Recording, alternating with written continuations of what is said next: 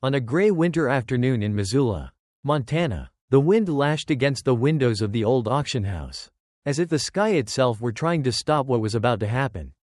Pale fluorescent lights cast a dim glow on the freezing concrete floor. A large shepherd dog lay motionless, ribs protruding, patches of fur missing as if fallen from fear or illness.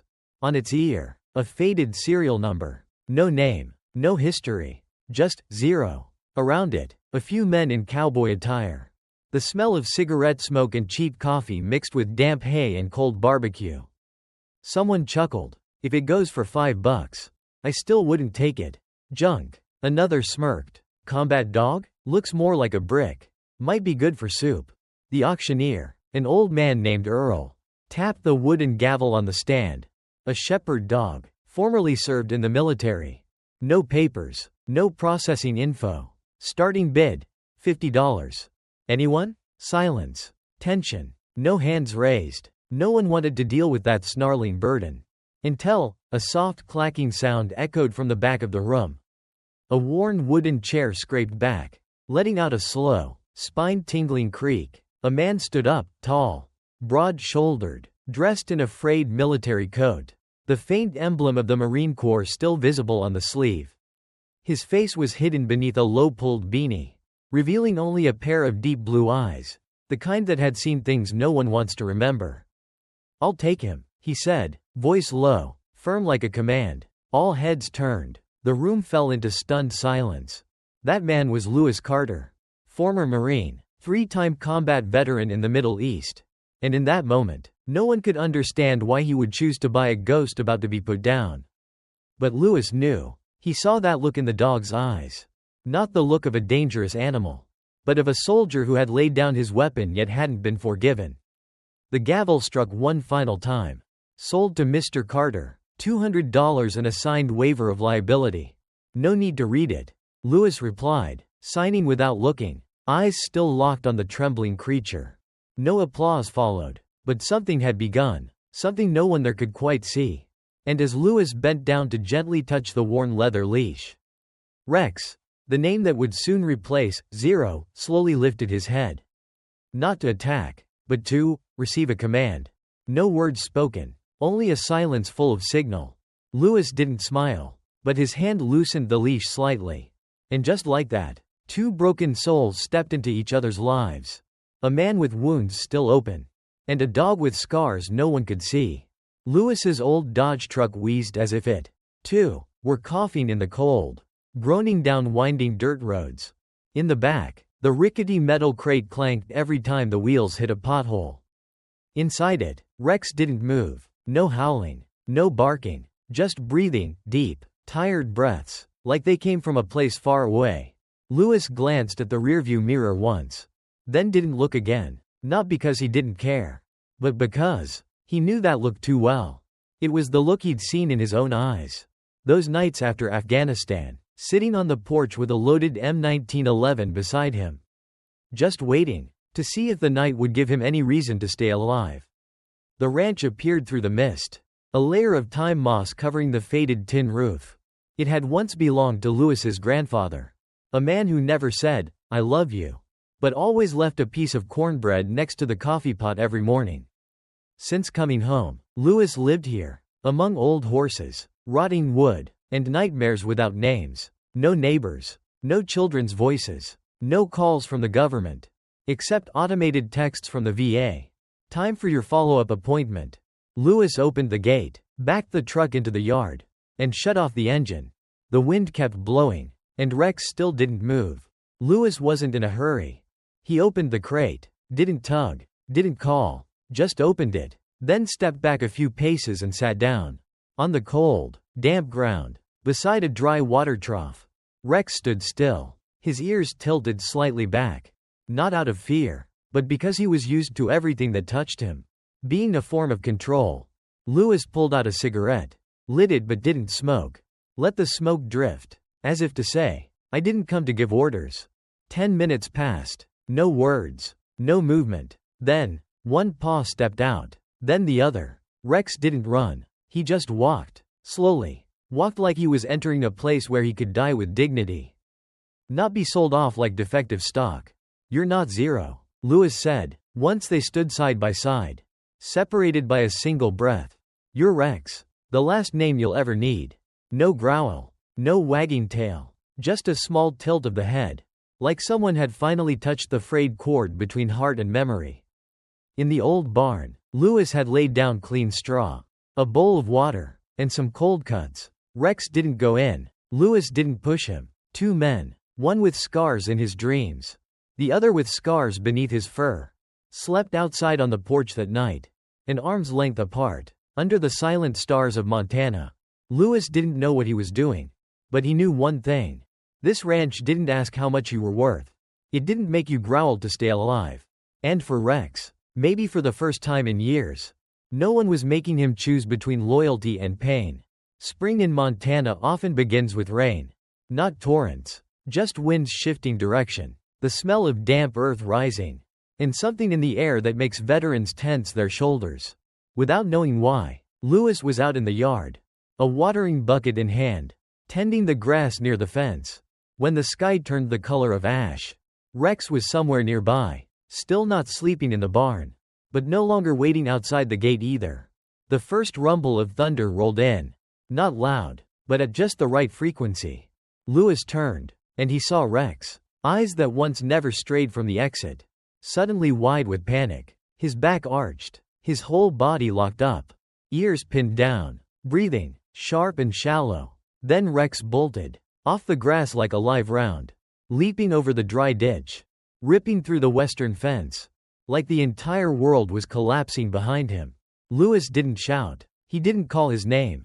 He just dropped the bucket, peeled off his jacket, and ran, driven by the instinct of a man who's lost too much by arriving too late. The rain came hard, each drop heavy as stone, pounding down on the scorched hills. Rex ran, not toward anything, just away from a sound that reminded him of the place where his soul was buried. And Lewis kept running, even as old wounds lit up in his legs, even as the wind slapped his face, like the night he kicked in the door of an enemy compound. Even as his knees bled from falling on rock, he didn't stop, not while Rex was still running. Finally, nearly 2 miles out, in a dry ditch near the tree line, Lewis spotted the trembling figure. Rex. No growling, no howling, just standing there, pressed low against the dirt, shaking like he expected a landmine to go off beneath his chest. Lewis didn't approach. He just sat down, in the rain, in the mud, in the heavy silence shared by two souls left behind. "I know that feeling, Rex," he said, his voice a breath. "When thunder isn't rain anymore. It's an explosion. When every tree shadow is a fallen brother.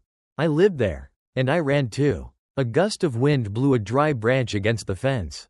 A soft crack. Rex flinched. "But you know something?" Lewis continued, still not looking at him.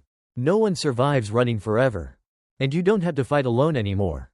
2 minutes. 5 minutes. Maybe more." Then, Rex lifted his head. His eyes met Lewis's. No longer wild. No longer lost. But something else. A question. A fracture. A door cracked just slightly open. He took a step forward. "Just one." Lewis nodded. "Yeah, that's enough. Let's go home." Soldier. Two dark shapes, man and dog, walked back the way they came. No hugs. No leash. No commands. Just two beings who had run far enough to know that the scariest thing wasn't the thunder, but returning to the place where they'd once been broken. But today, Rex came back, and so did Lewis. 3 days after the storm, the skies over Montana returned to stillness. Lewis sat on the worn wooden steps, a mug of strong coffee in his hand, eyes quietly tracking Rex's every subtle movement across the yard. The dog no longer flinched, but he still kept his distance, a kind of instinctual caution, as if every act of gentleness might still be a trap. Claire Thompson, a veterinarian who had once worked with military units, arrived early that morning at Lewis's invitation. She was the only one in the area with enough experience to examine a dog who may have once been trained by the military. "Are you sure you don't want sedation?" Claire asked as she crouched near Rex. "If he's ever been mishandled medically, he could react badly." "No." Lewis shook his head. "If he lets me hold him, it means he's chosen me. And if he's chosen me, I trust he'll endure." Rex lay still, eyes wide but not resisting. As Louis placed a light hand on his neck, Claire began the exam. Ears, teeth, back, a long scar on the rear leg, a patch of misgrown fur over the left side of the chest, a sign of an old suture. Then, wait, Claire froze as her fingers brushed the side of Rex's neck. There's something hard here, not scar tissue. It's metal. Louis's brow tightened. Claire pulled out her medical flashlight and leaned in. Beneath the skin at the nape of the neck, where a standard location chip might be embedded, was something else. A foreign object. Small, oval. No reason it should be there. It's an ID tag, Claire whispered. The kind the military uses to track units. But this one, it's not standard. Looks like it was implanted off record. Louis clenched his fist. Take it out. Claire nodded. With a light sedative, she performed a minor extraction. 20 minutes later, a dull, gray shard of metal sat in the center of her palm. Scratched, worn, but the engraving was still visible. M.J. Harrison. AFTK9COMMAND. Serial 73394. Louis stood frozen. He knew that name. Major James Harrison, commanding officer of the Special Forces K-9 training program. Previously investigated for the use of threshold-breaking psychological conditioning. A program that had been shut down. But no one had been charged. No one had taken the fall. He's not just a discarded dog, Louis said, voice rough. He's evidence. Claire nodded slowly. And maybe the last living witness. Louis looked down at Rex. Still lying still, eyes half-lidded. And for the first time, he understood. Rex's silence wasn't because he had nothing left to say. It was because he'd been taught that if you speak, you don't survive. Louis placed a hand on Rex's head, gently stroking the base of his neck. It's over now. You don't have to carry that secret alone anymore. Rex didn't growl, didn't wag his tail. He simply exhaled. But this time, it was a long breath, as if an invisible chain had finally been lifted from his throat. That night, Louis sat alone in the old kitchen. The pale yellow bulb casting light over a chipped wooden table, its edges worn from time and silence. Scattered across its surface, papers, documents, fragments of a truth too long buried. In the center lay the metal tag Claire had removed from Rex's neck, catching the light like a blade from a past that refused to heal. Etched across its battered surface, M.J. Harrison, Aft K9COMMAND. Serial 73394. Louis flipped through the printouts he'd just received. From an old friend in the military. Someone who once worked in the K9 archival unit. They were training records. Standard K9 deployment files. But what made Louis shoot up from his seat wasn't the information. It was the absence of it. Rex didn't exist. No name, no unit, no training logs, just blank spaces, empty fields, as if he'd never been part of the military at all. Louis gripped the file until his knuckles went white, rage rising in him like a scar being split back open. He'd seen this before, in Kandahar, when they didn't want someone, or something, to exist anymore. They didn't kill them with bullets. They deleted them. Rex lay silently in the corner, head resting against the leg of the chair. His eyes still and heavy, like mountain stone. Louis stared at him. You know what happened, don't you? Rex didn't move, but he didn't look away. Louis picked up the phone and called Claire. I need to know who signed off on Rex's training. There was a beat of silence on the other end. Louis, I looked. The last name on his file was James Harrison. And after that? No one. The entire record was marked, internal trial, no archive required. Do you understand what that means? Louis leaned his forehead against the window pane. Outside, light snow had begun to fall. It means they never expected him to live long enough to be remembered. Just then, a black SUV rolled slowly past the ranch gate. Louis turned off the lights, stepped back from the window. The vehicle didn't stop, but its headlights were off, and the plates bore no state markers, only numbers and military-coded characters. Louis's hand closed around the pistol under the kitchen counter. Not out of fear, but because he knew, when a dog is stripped of ID, implanted with a tracker, and erased from every official file, his past isn't dead, it's coming. Louis walked to Rex, knelt down, and looked directly into the eyes of a dog once labeled expendable. Listen to me, soldier. I don't know what you saw. I don't know how you made it through. But you don't have to stay silent anymore. I'm here. And I'll be the last damn name that stands between you and the darkness. Rex didn't howl, didn't whimper. He just quietly laid his head into Lewis's hand.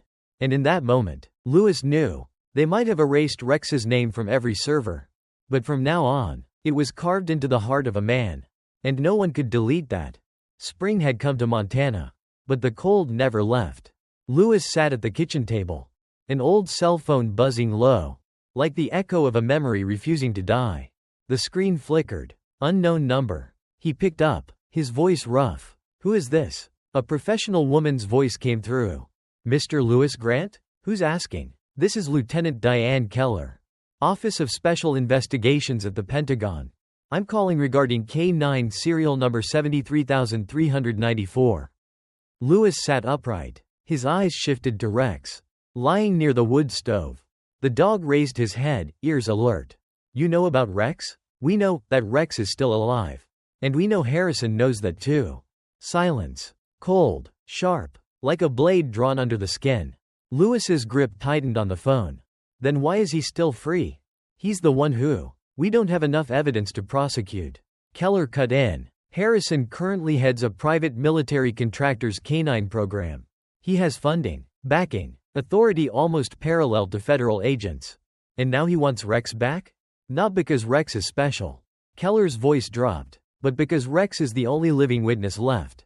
All the others were given permanent sedation. Lewis stood, instinctively pulling back the curtain. No cars on the road. But that crawling sense of being watched was back under his skin. I need to know, he asked tightly. Can I protect him? For now, but you have to understand. If Harrison sends people, they won't wear name tags. And they don't knock. Do you have the tag? Any medical verification? I have the tag, Lewis said. And I have a vet, a former military one, who'll testify. Good. We'll work to place Rex into witness protection. But it'll take time. Harrison might move first. Lewis let out a dry, stony laugh, sharp as gravel by the creek. Then I'll do what the military wouldn't. I won't run. I'll wait. When he hung up, Rex was already standing, not barking, not growling, just standing by Lewis, like a soldier awaiting orders. Lewis reached out, stroking his head lightly, his eyes fixed on the dark yard outside. Listen, Rex, they want you back in a cage. But I won't let that happen. If they want to get to you, they'll have to go through me first. That night, Lewis dug a hole beneath the old barn floor. He buried the metal tag, the medical records from Claire, and a recorded copy of the phone call. Then sealed it up again. Because he knew, victory doesn't always come from striking first. Sometimes, surviving, and protecting the truth, is the bravest thing you can do. That night, there was no rain, but Montana was unseasonably cold. The sky had no moon, no stars, just a blanket of black draped over the distant mountain ridges. Lewis placed his handgun on the kitchen table. One hand wrapped around a mug of strong coffee. The other gently scratched behind Rex's ear. The dog lay still beneath his chair. But its eyes never left the back door. It knew, not from scent, not from sound, but because the darkness had changed its flavor. 11:43 p.m. The porch light flickered, then died. Lewis didn't flinch. He switched off every light in the house. Quietly, he unsheathed the combat knife from his belt and slipped through the side door, heading for the ammo stash beneath the barn floor. Rex was gone. Not a bark, not a growl, just vanished into the dark. 11:47 p.m. Footsteps. 3 men, heavy, steady, tactically trained. No knocking, just a slow turn of the doorknob, which had never been locked. The first man entered, buzz-cut, black tactical shirt with no insignia, gear bag slung over one shoulder. He raised his hand, signaling the other two. One moved toward the bedroom, another to the barn. The last swept through the living room. Tango's asleep, one whispered through his comms. No sign of Rex. The third man stopped near the fireplace. His eyes scanned the wall. A steel rod mounted above the mantel. Then, quietly, he muttered, Echo 7-9er, sit. A command, military grade, like summoning a ghost that had been buried. Crack, a soft snap near the window's edge. The man turned, smirking, but he never saw it coming. Just a blur of black. Faster than a bullet. Rex. Eyes like sharpened steel. Teeth sunk deep into the gunman's arm. Twisting with surgical precision. Slash. Blood sprayed across the carpet. The first intruder drew a Glock. Bang. The silence exploded. Lewis was already behind him. Drop it. His voice wasn't loud, but it was enough to freeze the man's spine. A flick. The weapon hit the floor. The third man bolted through the door. But Rex was already on him. Not like a dog chasing prey, but like a soldier reclaiming ground. Silent, efficient, deadly. 2 minutes later, Lewis had both men tied and bleeding on the floor. Rex returned, untouched. Lewis knelt beside the man Rex had taken down. On the sleeve of his tactical uniform, barely visible in the low light, H-77, Harrison's unit. Lewis looked at Rex. The dog stood there, chest rising and falling. You remembered the command? Echo 79er. Rex nodded. Not with a bark, not with a tail, but with his eyes. I never forgot. I was just waiting to choose who deserved my loyalty. Lewis stared at him. This four-legged warrior, once betrayed, once shaped by pain. He was no pet, no leftover. He was a living witness. And a blade Harrison couldn't unsheath without bleeding. The next morning, as the mist still clung to the treetops, a second black SUV appeared, this time with a blue federal beacon on the dash and an official U.S. government license plate. Lewis squinted from the porch, a handgun slung loosely at his hip. Rex stood beside him, not barking, not growling, just watching. The car door opened. A man in a gray suit stepped out and held up a badge. Special Agent Marcus Riley, FBI. I'm not here to cause trouble. Lewis didn't speak. He didn't invite him in. Riley exhaled slowly, then got to the point.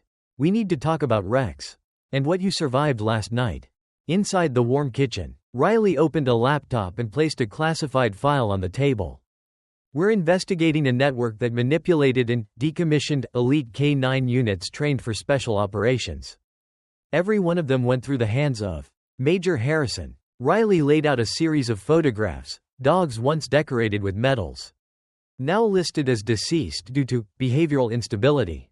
Rex stared intently, ears slightly down, but his eyes never left the familiar faces staring back from the papers. Riley continued. Harrison is preparing to sign a multi-$100 million international contract for a program called the Canine Control Initiative.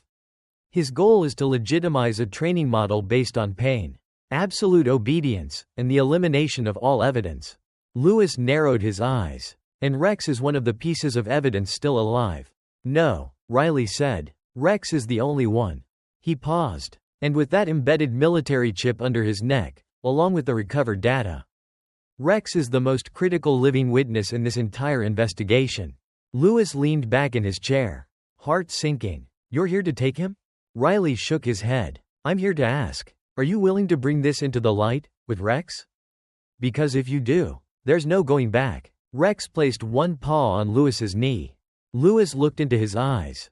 Not the eyes of something betrayed, but the eyes of a soldier, awaiting deployment. Then we go, Lewis said. We'll bring this whole damn thing to light. Not for medals, but for the dogs that never got the chance to speak the truth. Rex will speak, by simply existing. Riley nodded. Good, because this war has only just begun. 2 days after the meeting with Agent Riley, a bold plan was drawn.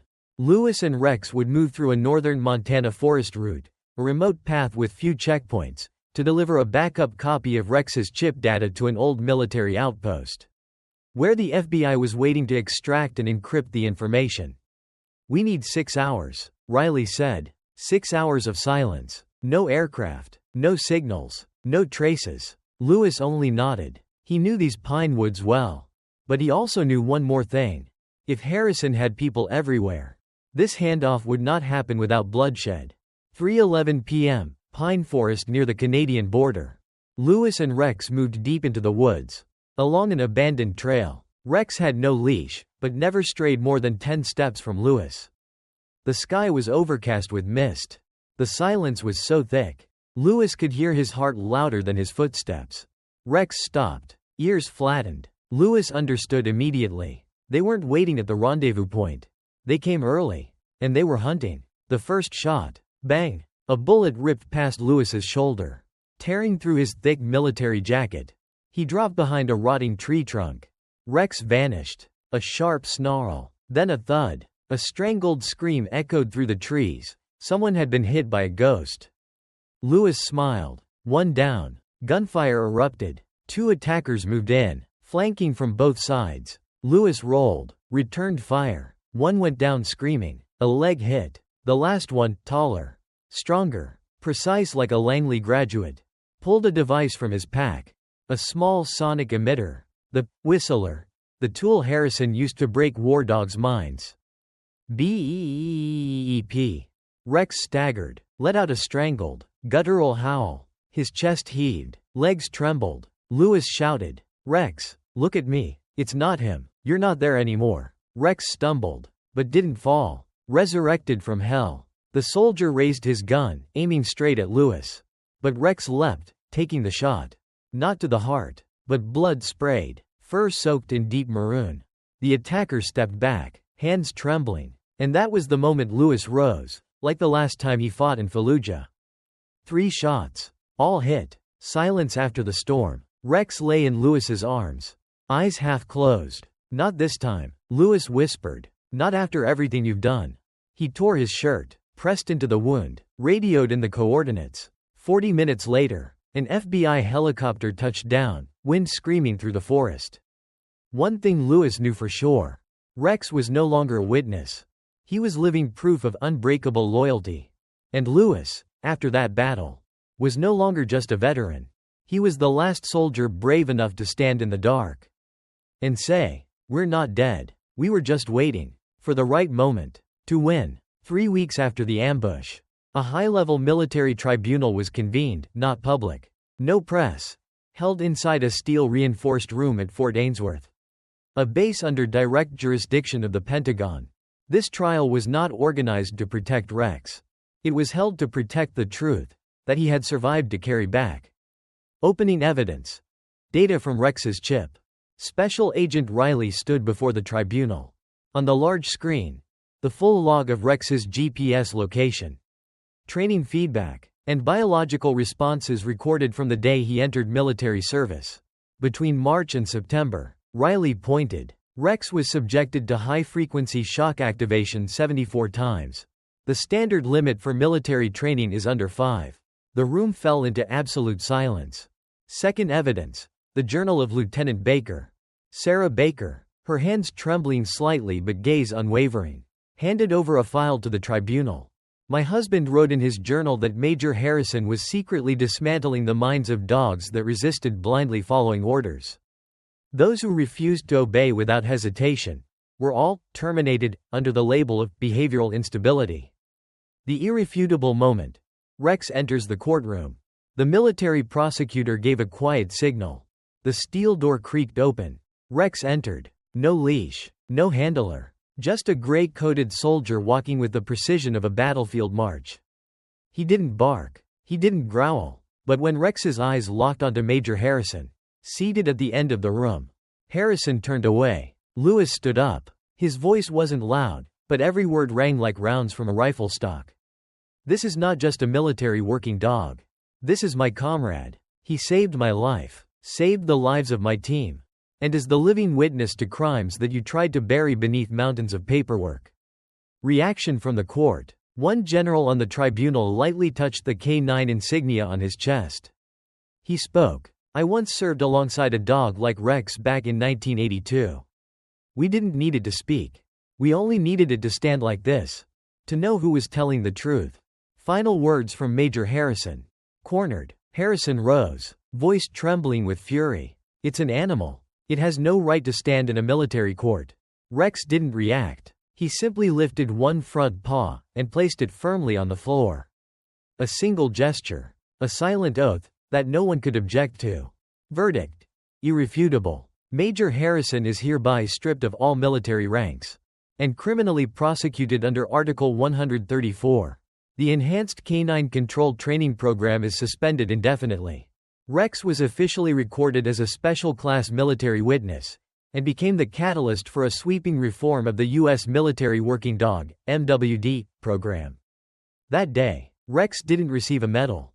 There were no applause. But as he walked out of the courtroom, every gaze followed him, as if watching a general walk away from victory. Without ever needing a weapon. Washington, D.C. 2 months after the trial. Rex and Lewis were invited to the U.S. Capitol. Not to serve as a symbol, but as the central figures in the announcement of a new federal law. The Military Working Dog Protection Act. A law written from silence. With the compiled evidence, testimony from Lewis, Sarah Baker, and most crucially, the encrypted data retrieved from the chip inside Rex's neck, Congress could no longer look away. The new law includes a complete ban on pain-based training methods, shock collars, destructive frequency sound devices, mandatory psychological monitoring for all active MWDs, establishment of a national, second leash, program, for post-service rehabilitation and reintegration. Every military working dog will now have a honor file, permanently archived. For the first time in U.S. military history, a dog was awarded the Bronze Star for heroic actions in an Afghanistan operation 5 years earlier. Rex not only saved lives, he disobeyed a wrongful order to save the conscience of an entire system. Broadcast live, America watches. Rex stood beside Lewis at the Capitol, wearing a specially tailored vest for the 9-year-old dog, a small American flag patch stitched over the chest. A reporter asked Lewis, "Do you think Rex understands what's happening today?" Lewis looked down at Rex. Rex looked up, eyes shimmering but steady. "He doesn't need to understand politics," Lewis replied. "He just needs to know that for the first time in his life, no one is telling him to stay silent." A global ripple effect. In the wake of Rex's case, Allied nations responded. The UK, Canada, and France announced internal reviews of their K9 programs. Germany and the Netherlands invited Lewis and Rex to share their methods for post-combat K9 recovery. The United Nations invited Rex to become the face of its international campaign. Warriors without words. Lewis and Rex returned to Montana, but not to what once was. The old ranch cabin had been expanded, transformed into a K9 Warrior Recovery Center, where dogs once labeled beyond rehabilitation are welcomed not with leashes, but with eyes that see them. Rex is the leader, not because of strength, but because he survived to tell the story 100 others took to their graves. Lewis hung a new wooden sign over the gate to the center. Not all heroes have 2 legs. Montana Ranch, 6 months after the law was signed. Autumn winds curled through the pine rows. The second leash center was no longer a dream, it was a living, breathing reality. 32 K9s, from across the country, each carried something invisible that the psychologists called a war that never ended. Rex walked among them like a silent teacher. No trainers, no leashes, just his eyes, a quiet nudge against a trembling shoulder, a gentle lick on a paw curled in fear. And the other dogs began to sleep again, began to play, began to believe. An old envelope, sealed in red wax. One late afternoon, Sarah Baker returned to the center, carrying a small, heavy box. "Lewis," she said, "I never knew when to give this to you. But Mike wrote it for you before he passed." Inside was a folded letter, written in firm, clean, deliberate strokes. "Lewis, if you're reading this, then I didn't get the chance to thank you in person. But I need you to know this. Rex did the right thing. He didn't abandon me. He broke protocol to save my life. And I am grateful, to my very last breath. If you find Rex, don't let them extinguish the fire in his eyes. Because I believe, one day, that fire will light the places we once had to fight in darkness.